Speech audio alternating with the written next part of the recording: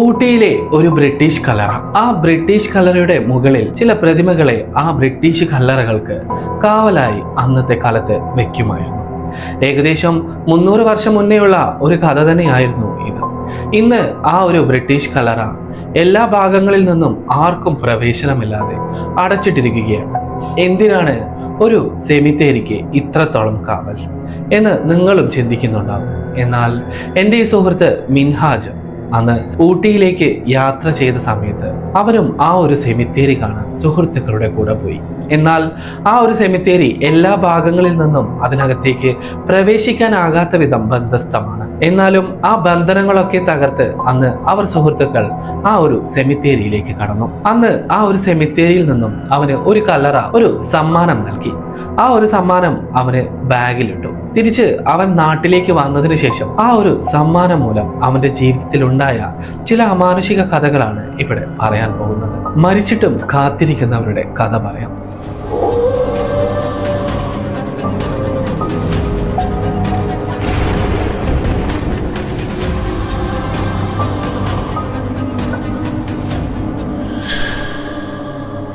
എറണാകുളത്തെ ഒരു പ്രശസ്ത കോളേജിൽ പഠിക്കുകയായിരുന്നു എൻ്റെ ഈ സുഹൃത്ത് മിൻഹാജ്. എന്നോട് അവൻ ഈ കഥ പറയുന്ന സമയത്ത് അവൻ പ്രത്യേകം പറഞ്ഞിരുന്നു, എൻ്റെ യഥാർത്ഥ പേരോ ഞാൻ പഠിക്കുന്ന യഥാർത്ഥ കോളേജോ ഇവിടെ പറയരുതെന്ന്.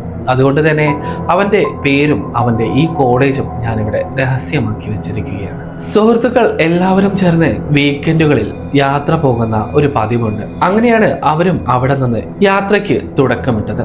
എൻ്റെ ഈ സുഹൃത്ത് പഠിക്കുന്നത് എറണാകുളമാണെങ്കിലും എൻ്റെ ഈ സുഹൃത്ത് താമസിക്കുന്നത് മലപ്പുറം ജില്ലയിലായിരുന്നു.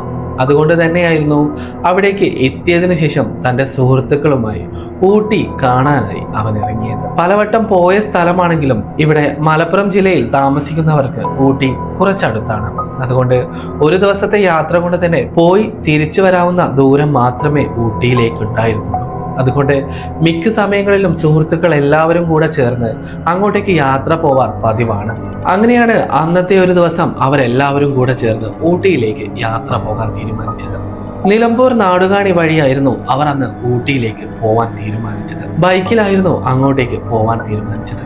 എന്നാൽ പ്രത്യേക ലക്ഷ്യങ്ങളൊന്നും തന്നെ ഉണ്ടായിരുന്നില്ല. ഊട്ടിയിൽ എത്തിയതിനു ശേഷം അവർക്ക് കാണാനുള്ള സ്ഥലങ്ങളുടെ ലിസ്റ്റോ കാര്യങ്ങളോ ഒന്നും തന്നെ അവർ തയ്യാറാക്കിയിരുന്നില്ല. കാരണം ചെറുപ്പം മുതലേ പോകുന്ന സ്ഥലമായതുകൊണ്ട് തന്നെ ഏകദേശം എല്ലാ സ്ഥലങ്ങളും അവർ കണ്ടിരുന്നു. പിന്നെ അവർക്ക് കാണാൻ ആഗ്രഹമുണ്ടായിരുന്നത് ഊട്ടിയിൽ നിന്നും കുറച്ച് അകലെ ഉണ്ടായിരുന്ന ചില ഗ്രാമങ്ങളും കുന്നുകളുമായിരുന്നു. ഇപ്പോഴത്തെ ട്രെൻഡ് അനുസരിച്ച് ഇൻസ്റ്റാഗ്രാം, യൂട്യൂബിലെല്ലാം അത്തരത്തിലുള്ള വീഡിയോസ് എല്ലാം കണ്ടതിനു ശേഷം ചില സ്ഥലങ്ങളുടെ മാർഗരേഖ അതിൽ ഒരു സുഹൃത്ത് തയ്യാറാക്കി വെച്ചിരുന്നു. അതിൽ ഒന്നായിരുന്നു ടൈഗർ ഹിൽസിലെ ആ ഒരു ബ്രിട്ടീഷ് സെമിത്തേരി. ആ ഒരു സെമിത്തേരി ഒരുപാട് നിഗൂഢതകൾ കൊണ്ട് മൂടപ്പെട്ടിരിക്കുകയാണ്. അതുകൊണ്ട് തന്നെയായിരുന്നു അങ്ങോട്ടേക്ക് പോകണമെന്ന് മിൻഹാജിന്റെ ഒരു സുഹൃത്തിന് വളരെയധികം നിർബന്ധമായിരുന്നു. അങ്ങനെ അവർ പുലർച്ചെ മലപ്പുറത്ത് നിന്നും പുറപ്പെട്ട് ഏകദേശം രാവിലെ 11 മണിയോടുകൂടി ഊട്ടിയിലെത്തി. ഊട്ടിയിലെത്തിയതിനു ശേഷം അവർ ആദ്യം ഊട്ടിയിലെ ചില ഉൾഗ്രാമങ്ങളിൽ കൃഷിയും മറ്റു കാര്യങ്ങളെല്ലാം നടന്നു കാണാൻ ആരംഭിച്ചു. അങ്ങനെ പല ഭാഗങ്ങളിലായി ചെന്ന് ഏകദേശം വൈകുന്നേരം 4 മണിക്ക് ശേഷമാണ് അവർ ടൈഗർ ഹിൽസിലേക്ക് പോകാൻ തീരുമാനിച്ചത്. ടൈഗർ ഹിൽസിലെ ആ ഒരു പ്രധാനപ്പെട്ട ബ്രിട്ടീഷ് സെമിത്തേരി കാണാനായിരുന്നു അവർ അന്ന് പോവാൻ തീരുമാനിച്ചത്. അങ്ങനെ അവർ എല്ലാവരും കൂടെ ചേർന്ന് ആ ഒരു സെമിത്തേരിയിലേക്ക് ബൈക്ക് ഓടിച്ച് പോവാൻ തുടങ്ങി. ഓരോ വഴിയും അല്പം നിഗൂഢമായ വഴികൾ തന്നെയായിരുന്നു. ഏകദേശം പകുതി ഭാഗം വരെ മാത്രമേ റോഡ് സൗകര്യം ഉണ്ടായിരുന്നുള്ളൂ. അങ്ങോട്ടേക്ക് റോഡ് മാർഗം ഉണ്ടായിരുന്നില്ല. ഒരാൾക്ക് കഷ്ടിച്ച് നടക്കാൻ പറ്റുന്ന രീതിയിലുള്ള ഒരു വഴി മാത്രമേ അങ്ങോട്ടേക്ക് ഉണ്ടായിരുന്നുള്ളൂ.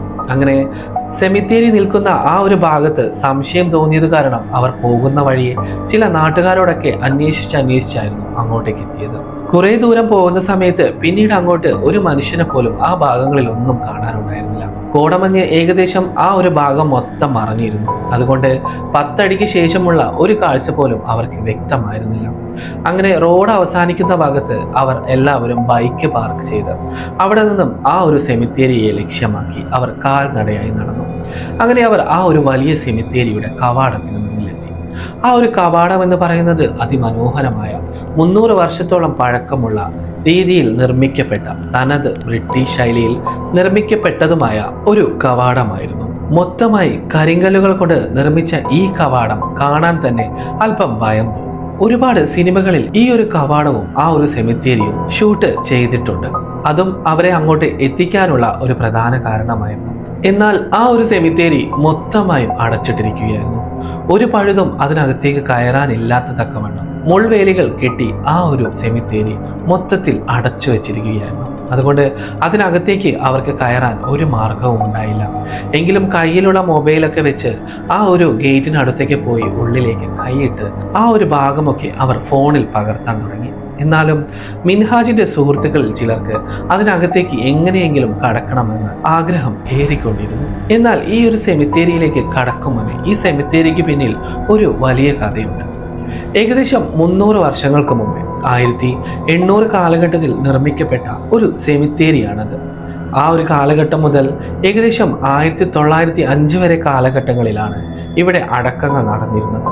അന്നത്തെ കാലത്ത് പ്രധാനമായും ആ ഒരു ഭാഗത്തേക്ക് വന്ന ബ്രിട്ടീഷുകാരെ ആയിരുന്നു അവിടെ അടക്കം ചെയ്തിരുന്നത്. കൊല്ലപ്പെട്ടതും മരണപ്പെട്ടതുമായ ധാരാളം ബ്രിട്ടീഷ് പൗരന്മാരെ അവിടെ അടക്കം ചെയ്തിട്ടുണ്ട്. വളരെ മനോഹരമായ രീതിയിലായിരുന്നു ആ ഓരോ ശവക്കല്ലറകളും പണിഞ്ഞിരുന്നത്. എന്നാൽ ഈ ഒരു കല്ലറകളിലേക്കൊക്കെ സൂക്ഷിച്ചു നോക്കിയാൽ ആ കല്ലറകളുടെ മുകളിൽ ഒരു പ്രതിമയെ കാണാം. പല കല്ലറകളിലും പല പ്രതിമകളായിരുന്നു. ഇതിന് പിന്നിൽ ഒരു ഐതിഹ്യമുണ്ട്. അന്നത്തെ കാലത്ത് ക്രിസ്ത്യൻ വിശ്വാസപ്രകാരം ആരെങ്കിലും അടക്കം ചെയ്തു കഴിഞ്ഞ് അവിടെ ആ ഒരു കല്ലറയ്ക്ക് കാവലായി ഒരു പ്രതിമയെ പ്രതിഷ്ഠിക്കുമായിരുന്നു.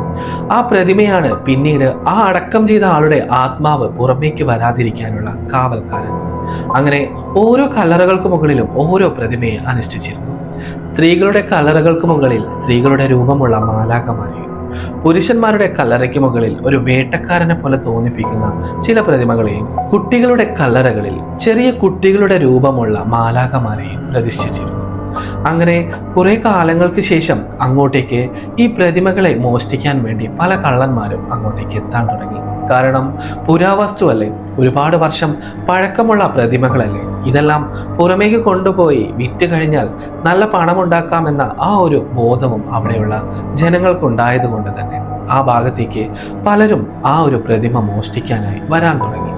എന്നാൽ ഈ പ്രതിമ മോഷ്ടിച്ച് അവിടെ നിന്നും പുറത്തേക്ക് പോവാൻ ആർക്കും സാധിച്ചിരുന്നില്ല എന്നാണ് പറയുന്നത്. ചിലരൊന്നും ആ ഒരു സെമിത്തേരി കവാടം അതിക്രമിച്ച് ഉള്ളിലേക്ക് കയറിയതിനു ശേഷം പിന്നീട് ഒരിക്കൽ പോലും പുറമേക്ക് വന്നിട്ടില്ല എന്നും പറയുന്നു. എന്നാൽ ഇതിനൊന്നും തെളിവുകളോ കണക്കുകളോ ഇല്ല. എന്നാലും ആ ഗ്രാമത്തിലെ ചില ആൾക്കാർ പറയുന്നത് അതിനകത്തേക്ക് കയറി പോയ ആൾക്കാർ പുറമേക്ക് വന്നതിന് ശേഷം ചില ആൾക്കാർ സ്വമേധ അവിടെ ആത്മഹത്യ ചെയ്യാറുണ്ടെന്ന് പറയപ്പെടുന്നുണ്ടായിരുന്നു. അങ്ങനെയാണ് ആ ഒരു സെമിത്തേരി ഹോണ്ടഡ് ലിസ്റ്റിൽ പെടുത്തിയത്. പിന്നീട് ആരെയും അവിടെ അടക്കം ചെയ്തിട്ടില്ല. തൊട്ടടുത്ത് തന്നെ മറ്റൊരു സെമിത്തേരി നിർമ്മിച്ച് അവിടെയായിരുന്നു അടക്കങ്ങളെല്ലാം ചെയ്തിരുന്നത്. അതുകൊണ്ട് തന്നെയായിരുന്നു ഊട്ടി പോലീസ് അത് ചങ്ങലകൾ കൊണ്ട് ലോക്ക് ചെയ്തിട്ടിരിക്കുന്നത്. എന്നാൽ ഞാൻ ഈ പറഞ്ഞ എൻ്റെ ഈ സുഹൃത്തും അതുപോലെ അവൻ്റെ കൂട്ടുകാരും അന്ന് മതിൽ ചാടി അതിനകത്തേക്ക് പോയി. അങ്ങനെ അതിനകത്തേക്ക് പോയതിനു ശേഷം ഓരോ കല്ലറകളിലും അവർ ഓരോരുത്തരായി നിന്ന് ഫോട്ടോ എടുക്കാൻ തുടങ്ങി. അങ്ങനെ ഫോട്ടോ എടുക്കുന്നതിൻ്റെ കൂട്ടത്തിൽ നിന്ന് അവിടെ പെട്ടെന്ന് ചില നാട്ടുകാർ വന്ന സമയത്ത് അവിടെ നിന്നും അവരോട് ഇറങ്ങിപ്പോവാൻ ചില നാട്ടുകാർ വഴക്കിടാൻ തുടങ്ങി. അങ്ങനെ അവർ ഓടുന്നതിനിടയിലാണ് പെട്ടെന്ന് മിൻഹാജിന്റെ കാലിൽ എന്തോ തടഞ്ഞ് അവൻ അവിടെ വന്നത്. അങ്ങനെ നോക്കുമ്പോഴായിരുന്നു ആ ഒരു കല്ലറയിൽ നിന്നും ഇളകി വേറിട്ട് നിൽക്കുന്ന ഒരു ചെറിയ കുഞ്ഞിന്റെ രൂപസാദൃശ്യമുള്ള ചിറകുകളുള്ള ഒരു ചെറിയ പ്രതിമ. എന്നാൽ ഇത് കണ്ട ഉടനെ തന്നെ മിൻഹാജ് അത് അവിടെ ഉപേക്ഷിച്ചല്ല മടങ്ങി പോകുന്നത്. മിൻഹാജ് അത് കയ്യിലെടുത്ത് അവന്റെ ബാഗിൽ ആരും കാണാതെ അതിനകത്തേക്കിട്ടു. എന്നിട്ട് വീണ്ടും ആ മതിൽ ചാടി അവിടെ നിന്ന് ഓടാൻ ശ്രമിച്ചു. എന്നാൽ മിൻഹാജിന് ഇങ്ങോട്ടേക്ക് വരുന്ന സമയത്ത് വളരെ എളുപ്പമായിരുന്നു ആ ബാഗ് ചുമക്കാൻ. എന്നാൽ അതിനുശേഷം അവന് ആരോ ബാക്കിൽ നിന്നും പിടിച്ചു വലിക്കുന്ന തരത്തിലുള്ള ഒരു തരം കനം അവന് അനുഭവപ്പെട്ടു. എന്നാൽ ഇതിന്റെ കാര്യകാരണങ്ങളൊന്നും അവൻ ആലോചിച്ചിരുന്നില്ല. അവിടെ നിന്നും നാട്ടുകാർ കാണാതെ എത്രയും പെട്ടെന്ന് അവിടെ നിന്നും പോവണമെന്ന ചിന്ത മാത്രമായിരുന്നു മിൻഹാജിന്. എന്നാൽ അവിടെ നിന്ന് പുറപ്പെട്ടതിന് ശേഷവും ആ ഒരു ബാഗിന് വല്ലാത്ത തരം ഭാരം അനുഭവപ്പെട്ടുകൊണ്ടേയിരുന്നു. അങ്ങനെ അവൻ ബൈക്കിൽ കയറി മുന്നോട്ട് പോകുന്ന സമയത്ത് മുന്നിലെ ഗ്ലാസ്സിലൂടെ അവൻ ബാക്കിലോട്ട് നോക്കുന്ന സമയത്ത് ആ ഗ്ലാസ്സിൽ "പ്ലീസ് ഗിവ് മീ ബാക്ക്" എന്ന് ഇംഗ്ലീഷിൽ എഴുതി കാണിച്ചിട്ടുണ്ടായിരുന്നു. ആരോ വിരലുകൊണ്ട് മഞ്ഞിൽ എഴുതുന്ന പോലെയുള്ള, അല്ലെങ്കിൽ ആരോ വിരലുകൊണ്ട് മഞ്ഞ് മൂടിയ ഗ്ലാസ്സിൽ എഴുതിയിരുന്നത് പോലെ ഒരു വാക്യം. ഉടനെ തന്നെ അവൻ ബൈക്ക് നിർത്തി പുറമേക്ക് നോക്കുന്ന സമയത്ത് അവിടെ ആരും തന്നെ ഉണ്ടായിരുന്നില്ല. എന്നാലും ദൂരെ നിന്നും അവനൊരു കുഞ്ഞു കരയുന്ന ശബ്ദം കേട്ടുകൊണ്ടേയിരുന്നു. എന്നാൽ അവനത് കാര്യമാക്കിയിരുന്നില്ല. എന്നാൽ അവൻ അവിടെ നിന്നും പുറപ്പെടാൻ തീരുമാനിച്ചു. അങ്ങനെ ഏകദേശം രാത്രി ഇരുട്ടിക്കഴിഞ്ഞ് അവൻ ഊട്ടിയുടെ ചുരമിറങ്ങുന്ന സമയത്തൊക്കെ അവന് ഒരു കുഞ്ഞിന്റെ കരച്ചിൽ കേട്ടുകൊണ്ടേയിരുന്നു. നിസ്സഹായമായി കരയുന്ന ഒരു കുഞ്ഞിന്റെ കരച്ചിൽ. ബാക്കിലിരിക്കുന്ന സുഹൃത്തിനോട് ചോദിച്ചു, നിനക്ക് ഒരു കുഞ്ഞ് കരയുന്ന ശബ്ദം കേൾക്കുന്നുണ്ടോ എന്ന് ചോദിച്ചു. ആ സമയത്ത് തൻ്റെ സുഹൃത്ത് പറഞ്ഞു, എനിക്ക് അത്തരത്തിലുള്ള ഒരു ശബ്ദവും കേൾക്കുന്നില്ല, നീ മുന്നോട്ട് വണ്ടി വിടുക എന്ന് പറഞ്ഞു. അങ്ങനെ അവർ ഓരോ ചുരങ്ങളും താണ്ടി മുന്നോട്ടേക്ക് എത്തിയ സമയത്ത് ഒരുപാട് ദൂരം വണ്ടി ഓടിച്ചതിന്റെ ക്ഷീണം കാരണം അവർ ചുരത്തിന് സൈഡിലായി അവർ ഒരു ചായക്കടയ്ക്കരികിൽ വണ്ടി നിർത്തി. അവിടെ നിന്നും ഓരോ ചായയൊക്കെ വാങ്ങി അവർ സുഹൃത്തുക്കൾ സംസാരിച്ചു കൊണ്ടിരിക്കുന്ന സമയത്ത് മിൻഹാജിന് തന്റെ പുറത്തിട്ട ബാഗിന് വല്ലാത്ത തരം ഭാരം തോന്നിയത് കാരണം അവൻ ബാഗ് അഴിച്ചു വെച്ചിട്ടായിരുന്നു അവിടെ ചായ കുടിക്കാൻ ഇരുന്നിരുന്നത്. അങ്ങനെ അവൻ ചായ കുടിച്ച് ഇരിക്കുന്നതിനിടയിലാണ് പെട്ടെന്ന് അവനൊരു ഫോൺ വന്നത്. വീട്ടിൽ നിന്നായിരുന്നു. അതുകൊണ്ട് തന്നെ അവൻ അല്പം മാറിയിരുന്നിട്ടാണ് ഈ ഫോൺ സംസാരിച്ചിരുന്നത്. ആ സംസാരിക്കുന്ന സമയത്താണ് ആ ഒരു ഹിൽ സ്റ്റേഷനിൽ ഒരു ഭാഗത്ത് നിന്നും ഒരു കുഞ്ഞിന്റെ കരച്ചിൽ കേൾക്കാൻ തുടങ്ങിയത്. അതവൻ നേരത്തെ കേട്ട കരച്ചിൽ പോലെ തന്നെയായിരുന്നു. എന്നാൽ അതിനല്പം വ്യത്യാസമുണ്ട്. നേരത്തെ തേങ്ങി കരഞ്ഞിരുന്ന ആ കുഞ്ഞ് പിന്നീട് പൊട്ടിച്ചിരിക്കുന്ന രീതിയിലായിരുന്നു കരഞ്ഞിരുന്നത്.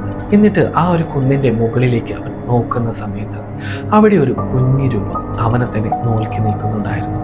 എന്നാൽ ആ ഒരു രൂപം ഒരു ആൺകുട്ടിയുടെ രൂപത്തിലായിരുന്നു. ഒരു ചെറിയ ബാലന്റെ രൂപം. ആ രൂപത്തിന് കണ്ണുകൾ ഉണ്ടായിരുന്നില്ല. ആ ഒരു രൂപത്തിന്റെ മുഖം മുഴുവൻ വിളറി വെളുത്തിരുന്നു. ആ ഒരു കാഴ്ച കണ്ട ഉടൻ തന്നെ പെട്ടെന്ന് കണ്ണൊന്ന് തിരുമ്മി അങ്ങോട്ടേക്ക് വീണ്ടും നോക്കി. ആ സമയത്ത് ആ രൂപത്തെ അവൻ അവിടെ കാണാൻ സാധിച്ചില്ല. പക്ഷെ ആ ഒരു സമയം മുതൽ അവന് പേടി കൂടിക്കൊണ്ടേയിരുന്നു. എത്രയും പെട്ടെന്ന് അവിടെ നിന്ന് പുറമേക്ക് പോകണമെന്ന ആ ഒരു ചിന്ത മാത്രമേ അവനുണ്ടായിരുന്നുള്ളൂ. അങ്ങനെ സുഹൃത്തുക്കളെ വിളിച്ച് പെട്ടെന്ന് തന്നെ ചുരമിറങ്ങി. അങ്ങനെ ഏകദേശം രാത്രി 12 മണിക്ക് തന്നെ മലപ്പുറത്തെത്തി. തൻ്റെ വീട്ടിലേക്ക് പോയ അവന് അന്നത്തെ രാത്രി ആ ഒരു മുറിയിൽ കൊടും തണുപ്പ് അനുഭവപ്പെടാൻ തുടങ്ങി. ഒരു വല്ലാത്ത തരം മരം കോച്ചുന്ന തണുപ്പ് എന്നൊക്കെ പറയാം. അത്തരത്തിലുള്ള ഒരു തണുപ്പ് അവന് അനുഭവപ്പെടാൻ തുടങ്ങി. രാത്രിയിൽ ആ ഒരു മുറിയിൽ നിന്നും അവന് ചുറ്റും ഒരു കുഞ്ഞ് നിലവിളിക്കുന്ന ശബ്ദം കേട്ടുകൊണ്ടേയിരുന്നു. അത് അവന് പതിവായതോടെ അവന് ഉറക്കം പോലും നഷ്ടമായി. അപ്പോഴൊന്നും അവൻ അവൻ്റെ ബാഗിലെ ആ ഒരു പ്രതിമയെ നോക്കിയിരുന്നില്ല. പിന്നെയാണ് അവൻ അടുത്ത ദിവസം കോളേജിലേക്ക് യാത്ര തിരിച്ചത്. എന്നാൽ കോളേജിലേക്ക് ആ ഒരു ബാഗ് തന്നെയായിരുന്നു കൊണ്ടുപോയത്. പക്ഷേ അവൻ കൊണ്ടുപോയ പോലെ ആയിരുന്നില്ല ആ ബാഗ്. ആ ബാഗ് അവന് ഭയങ്കര ഭാരം പോലെ എപ്പോഴും അനുഭവപ്പെട്ടുകൊണ്ടിരുന്നു. അതിൻ്റെ കാരണം പോലും അവന് മനസ്സിലാക്കാതെ അത് ചുമന്ന് അവൻ എറണാകുളത്തെ ഹോസ്റ്റലിലെത്തി. ഹോസ്റ്റലിൽ എത്തിയ അന്ന് രാത്രിയായിരുന്നു അവന് ചുറ്റും ഭയാനകമായ ഈ കാര്യങ്ങൾ മുഴുവൻ നടന്നിരുന്നത്. അന്നത്തെ രാത്രി അവന് ഉറക്കത്തിൽ നിന്ന് പെട്ടെന്ന് ഞെട്ടിയുണർന്നാണ് അവൻ ആ ഒരു മുറിയിലേക്ക് നോക്കുന്നത്. ആ ഒരു മുറി മൊത്തത്തിൽ കോടമഞ്ഞ് മൂടിയതുപോലെ വളരെയധികം തണുപ്പ് അനുഭവപ്പെട്ടുകൊണ്ടേയിരുന്നു. മിൻഹാജിന്റെ റൂമിൽ മറ്റൊരു സുഹൃത്തുമുണ്ട്. എന്നാൽ വീക്കെൻഡ് കാരണം ആ ഒരു സുഹൃത്ത് നാട്ടിൽ പോയി വന്നിട്ടില്ല. അങ്ങനെ നിൽക്കുമ്പോഴായിരുന്നു പെട്ടെന്ന് അവന്റെ ബാഗ് ആരോ തുറക്കുന്നത് പോലെ ഒരു ശബ്ദം കേട്ടത്. പെട്ടെന്ന് അവൻ ലൈറ്റിട്ട് ആ ബാഗിനടുത്തേക്ക് പോകുന്ന സമയത്ത് ആ ബാഗിൽ നിന്നും അവൻ അന്ന് ആ ഒരു സെമിത്തേരിയിൽ നിന്നെടുത്ത ആ ഒരു കുഞ്ഞിന്റെ പ്രതിമ ആരോ ടേബിളിൽ വെച്ചിട്ടുണ്ട്. ഇത് കണ്ട ഉടനെ മിൻഹാജ് അപ്പോഴാണ് അങ്ങനെ ഒരു പ്രതിമ അവന്റെ ബാഗിൽ ഉണ്ട് എന്ന കാര്യം പോലും ഓർക്കുന്നത്. എന്നാൽ അല്പസമയത്തേക്ക് ആ പ്രതിമയെ നോക്കി നിൽക്കുന്ന സമയത്താണ് പുറമെ നിന്നും ഒരു വല്ലാത്ത തരം ഗന്ധം അനുഭവപ്പെടാൻ തുടങ്ങിയത്. ഈ ബ്രിട്ടീഷുകാരെ അടക്കം ചെയ്യുന്ന സമയത്ത് അവരുടെ വസ്ത്രങ്ങളിലെല്ലാം ഒരു തരം പെർഫ്യൂം സ്പ്രേ ചെയ്യുമായിരുന്നു. അത് മരണപ്പെട്ടവർക്ക് വേണ്ടി മാത്രമുണ്ടായിരുന്ന ഒരു പെർഫ്യൂമായിരുന്നു. അങ്ങനെ അവൻ പുറമേക്ക് തിരിഞ്ഞു നോക്കുമ്പോഴായിരുന്നു അന്ന് ആ ഒരു ഹിൽ സ്റ്റേഷനിൽ കണ്ട അതേ ഒരു ബാലൻ തൻ്റെ പുറകിൽ നിൽക്കുന്നു. അതിന് കണ്ണുകൾ ഉണ്ടായിരുന്നില്ല. അതിൻ്റെ കണ്ണുകളുടെ ഭാഗത്ത് ഒരു കുഴി മാത്രമായിരുന്നു. മുടി വളരെ കുറവായിരുന്നു. എന്നാൽ അതിൻ്റെ മുഖം പൗഡറെല്ലാം മൊത്തത്തിൽ മുഖത്ത് തേച്ചു കഴിഞ്ഞാൽ എങ്ങനെയുണ്ടാവും അതുപോലെയുള്ള ഒരു വിളറി വെളുത്ത മുഖമായിരുന്നു. അത് പതുക്കെ അവന് നേരെ കൈ കാണിച്ചു ഗിവ് ഇറ്റ് മീ ബാക്ക് എന്ന് അത് പറഞ്ഞുകൊണ്ടേയിരുന്നു. എന്നാൽ അപ്പോഴാണ് അവനൊരു കാര്യം മനസ്സിലായത്. അവന് ഒരിക്കലും എടുക്കാൻ പാടില്ലാത്ത ഒരു വസ്തുവാണ് അവിടെ നിന്നും എടുത്തിരിക്കുന്നത്. പെട്ടെന്ന് അവൻ ഒരു ഉറക്കത്തിൽ നിന്നും ഞെട്ടിയുണരുന്നത് പോലെ കണ്ണു തുറന്നു. ആ സമയത്ത് അവൻ്റെ കയ്യിൽ ആ ഒരു പ്രതിമ മാത്രമേ ഉണ്ടായിരുന്നുള്ളൂ. അവൻ കണ്ട കാഴ്ചകളൊക്കെ അവിടെ നിന്ന് മറഞ്ഞു പോയിരുന്നു. അങ്ങനെയാണ് പെട്ടെന്ന് അവൻ മൂത്രമൊഴിക്കാമെന്ന് കരുതി അവൻ ഹോസ്റ്റലിന്റെ കോറിഡോറിലൂടെ ബാത്റൂമിലേക്ക് പോയത്. അങ്ങനെ ബാത്റൂമിൽ പോയി ആ ഒരു ബാത്റൂം ടാപ്പ് തുറക്കുന്ന സമയത്ത് ബാത്റൂമിന്റെ വെള്ളത്തിൽ ഒരു കളർ മാറ്റം അവൻ അനുഭവപ്പെട്ടു. ഒരു ചളി നിറഞ്ഞ ഒരു വെള്ളം പോലെ. ഓരോ ഭാഗത്തെ ടാപ്പിലേക്ക് പോകുമ്പോഴും ആ ഒരു സിങ്കിലെ ടാപ്പെല്ലാം താനെ തുറക്കുന്നത് പോലെ അവന് തോന്നി. അതുപോലെ ഹോസ്റ്റലിലെ ഒരുപാട് ടോയ്ലറ്റുകളുണ്ട്. ആ ഒരു ടോയ്ലറ്റിന്റെ മുന്നിലൂടെ അവൻ നടക്കുന്ന സമയത്ത് ഓരോ ടോയ്ലറ്റിൽ നിന്നും അതിശക്തമായി ആരോ വാതിലിൽ മുട്ടുന്നത് പോലെ ശബ്ദം കേൾക്കാൻ തുടങ്ങി. ഇതെല്ലാം കേട്ടും കണ്ടും അവൻ വളരെയധികം പേടിച്ച് വീണ്ടും മുറിയിലേക്ക് പോയി. എന്നാൽ മുറിയിലേക്ക് ചെന്ന സമയത്താണ് അവൻ ആ ഒരു പ്രതിമയോട് വളരെയധികം ഇംഗ്ലീഷിൽ സംസാരിക്കാൻ തുടങ്ങിയത്. തൊട്ടടുത്ത മുറിയിലെ സുഹൃത്തുക്കൾ ആരാണ് ഇത്ര ഉച്ചത്തിൽ ഇംഗ്ലീഷിൽ സംസാരിക്കുന്നതെന്ന് കേട്ടിട്ടാണ് ആ ഒരു മുറിയിലേക്ക് ചെന്നത്.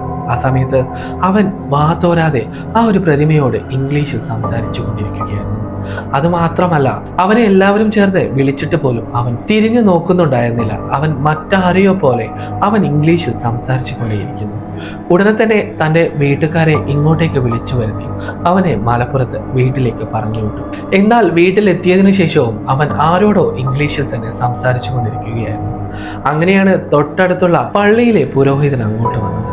ആ സമയത്ത് അവന്റെ പാരൻസിനോടായി പറഞ്ഞു, ഇതെന്തോ ബാധ കൂടിയതാണ്, ഇവന്റെ കയ്യിൽ എന്തോ ഒരു വസ്തു പെട്ടിട്ടുണ്ട്, ഇവൻ എങ്ങോട്ടെങ്കിലും ടൂറ് പോയിട്ടുണ്ടായിരുന്നു, ഇവന് ആവശ്യമില്ലാത്ത എന്തോ ഒരു വസ്തു ഇവന്റെ കയ്യിലുണ്ട്, ആ ഒരു വസ്തുവിന് വേണ്ടിയാണ് ആ ഒരു ആത്മാവ് ഇങ്ങോട്ട് വരുന്നത്. എത്രയും പെട്ടെന്ന് ആ ഒരു വസ്തു കിട്ടിയ സ്ഥലത്ത് തന്നെ കൊണ്ടിട്ട് കഴിഞ്ഞാൽ ഇവന് ഇതിൽ നിന്നും രക്ഷപ്പെടാം, അല്ലെങ്കിൽ ജീവിതകാലം മുഴുവൻ ഈ ഒരു പേടിയോടുകൂടി, ഈ ഒരു ഭയത്തോടു കൂടി, ഇങ്ങനെയുള്ള ഒരു പ്രകൃതത്തോടു കൂടി ഇവനെ ജീവിക്കേണ്ടി വരും. അങ്ങനെ അവന്റെ ബാഗ് തിരിയുന്ന സമയത്താണ് അവന്റെ വീട്ടുകാർക്ക് ഇത്തരത്തിലുള്ള ഒരു പ്രതിമയെ കിട്ടുന്നത്. ആ സമയത്ത് മിൻഹാജിനോട് ചോദിച്ചു, നിനക്കിത് എവിടെ നിന്നാണ് ലഭിച്ചതെന്ന്. ആ സമയത്ത് മിൻഹാജിന് അല്പനേരത്തേക്ക് സ്വബോധം തിരിച്ചു കിട്ടിയത് കാരണം മിൻഹാജ് പറഞ്ഞു, ഊട്ടിയിലെ ടൈഗർ ഹിൽ സെമിത്തേരിയിൽ നിന്ന്. ഉടനെ തന്നെ മിൻഹാജിനെയും കൂട്ടി മിൻഹാജിന്റെ ബ്രദറും മിൻഹാജിന്റെ മറ്റൊരു കസിനും ഉടനെ തന്നെ ഊട്ടിയിലെ ഈ ടൈഗർ ഹിൽസിലെ ഈ സെമിത്തേരിയിലേക്ക് യാത്ര തിരിച്ചു. അങ്ങനെ അവർ ഊട്ടിയിലേക്ക് എത്തി. ആ സമയത്തും അന്ന് ഇരുട്ട് നിറഞ്ഞ ഒരു രാത്രിയായിരുന്നു. മിൻഹാജ് ചാടിക്കയറിയ അതേ വഴിയിലൂടെ അകത്തേക്ക് ചെന്ന് അവൻ ആ ഒരു പ്രതിമയെ ആ ഒരു കല്ലറയിൽ തന്നെ വെച്ചു. ആ ഒരു സമയത്ത് അവിടെ കാറ്റില്ലാതെ അവിടെയുള്ള മരങ്ങളൊക്കെ ആടിയുലയുന്നുണ്ടായിരുന്നു. എന്നിട്ട് ആ ഒരു മഞ്ഞുപാളിയിൽ നിന്നും ഒരു ബാലന്റെ രൂപം മിൻഹാജിന് മുന്നിൽ പ്രത്യക്ഷപ്പെട്ടുകൊണ്ട് താങ്ക് യു എന്ന് അവനെ വിഷ് ചെയ്തത്. എന്നാൽ പോകുന്ന സമയത്ത് ആ ബാലൻ കരഞ്ഞുകൊണ്ടേയിരിക്കുന്നുണ്ടായിരുന്നു. എന്നാൽ ഈ കാഴ്ചകളെല്ലാം മിൻഹാജിന് മാത്രമേ കാണുന്നുണ്ടായിരുന്നുള്ളൂ. ഈ അനുഭവം എന്നോട് പറയുന്ന സമയത്ത് അവനിത് വളരെ സന്തോഷത്തോടു കൂടിയാണ് ഈ ഒരു കാര്യം പറഞ്ഞത്. എന്നോട് മറ്റൊരു കാര്യം കൂടെ പറഞ്ഞു, ഞാൻ കാണാത്ത ഈ ടൈഗർ ഹില്ലിലെ ഈ ബ്രിട്ടീഷ് സെമിത്തേരിയിലേക്ക് നിങ്ങൾ എപ്പോഴെങ്കിലും ഒന്ന് പോയി നോക്കുക. ഈ ഒരു കഥ കേട്ടത് മുതൽ ഞാൻ യൂട്യൂബിൽ ഈ ബ്രിട്ടീഷ് സെമിത്തേരിയെ കുറിച്ച് ഒരുപാട് കഥകൾ കേട്ടു. എപ്പോഴെങ്കിലും ഈ ബ്രിട്ടീഷ് സെമിത്തേരിയിലേക്ക് എനിക്ക് പോകണമെന്ന് ആഗ്രഹവും തോന്നി. എന്നാൽ ഉടനെ തന്നെ ഞാൻ ആ ഒരു ബ്രിട്ടീഷ് സെമിത്തേരിയിലേക്ക് പോകാൻ ഒരുങ്ങുന്നു. എന്നാൽ ഉറപ്പായും അന്ന് ആ ഒരു സെമിത്തേരിയെ കുറിച്ചുള്ള ഒരു കഥ കൂടി ഞാൻ നിങ്ങൾക്ക് പറഞ്ഞു തരാം. ആ ഒരു കഥ അധികം ആരും കേൾക്കാത്ത ഒരു കഥയാണ്. ഇത്തരത്തിലുള്ള കഥ കേൾക്കാൻ നിങ്ങൾക്ക് ഇഷ്ടമാണെങ്കിൽ നിങ്ങൾക്ക് ഈ ചാനൽ സബ്സ്ക്രൈബ് ചെയ്ത് എൻ്റെ കൂടെ കൂടാവുന്നതാണ്. ഞാൻ നേരത്തെ പറഞ്ഞതുപോലെ തന്നെ മരിച്ചിട്ടും കാത്തിരിക്കുന്നവരുടെ ധാരാളം കഥകൾ എനിക്ക് നിങ്ങളോട് പറഞ്ഞു തരാറുണ്ട്. നിങ്ങൾക്കും അത് കേൾക്കാൻ ആഗ്രഹമാണെങ്കിൽ നിങ്ങൾക്ക് കൂടെ കൂടാം.